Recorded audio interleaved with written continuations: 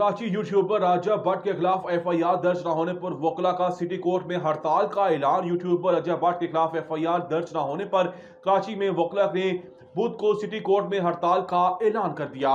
सदर कराची बार आमिर वड़ाइच का कहना है कि बुध को किसी पुलिस एहलकार को सिटी कोर्ट आने नहीं देंगे जब तक वकला की दरख्वास्त पर अजय भट्ट के खिलाफ मुकदमा दर्ज नहीं होता। एहतजाज जारी रहेगा।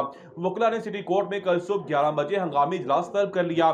सदर कराची बार का कहना है कि इजलास के बाद मजीद लायामल देंगे। इससे कबल सदर कराची बार का कहना था कि आज सुबह पता चला कि वकला पर मुकदमा दर्ज किया गया।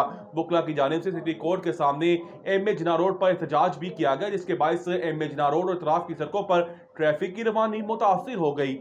सलमान खान की फिल्म बैटल ऑफ ग्लोइन का ट्रेलर जारी। चीनी मीडिया की सख्त तनकीद। चीन ने बॉलीवुड के सुपरस्टार सलमान खान की नई आने वाली फिल्म का टीजर जारी होने पर बैटल ऑफ ग्लोइन के बाद फिल्म पर तनकीद करते हुए हकाइक मस्ख करने का इल्जाम आयद कर दिया।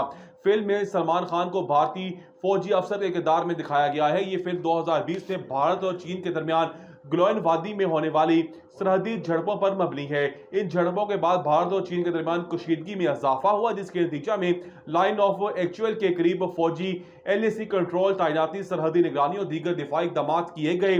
ताहम चीन के सरकारी मीडिया अदारे ग्लोबल टाइम्स ने सलमान खान की फिल्म पर शदीद तनकीद करते हुए इल्जाम आयद किया है कि ये फिल्म हकाइक को तोड़ मरोड़ कर पेश कर रही है।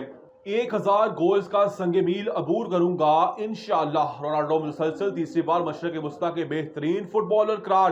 पुर्तगाल के स्टार फुटबॉलर क्रिस्टियानो रोनाल्डो ने मुसलसल तीसरे साल मशरक़ वस्ता के बेहतरीन खिलाड़ी का अवार्ड जीत लिया। क्रिस्टियानो रोनाल्डो ने 28 दिसंबर को दुबई में मुनक्किद होने वाले 2025 ग्लोब सॉकर अवार्ड्स में मुसलसल तीसरी बार बेहतरीन मिडल ईस्ट फुटबॉलर का अवार्ड अपने नाम कर लिया।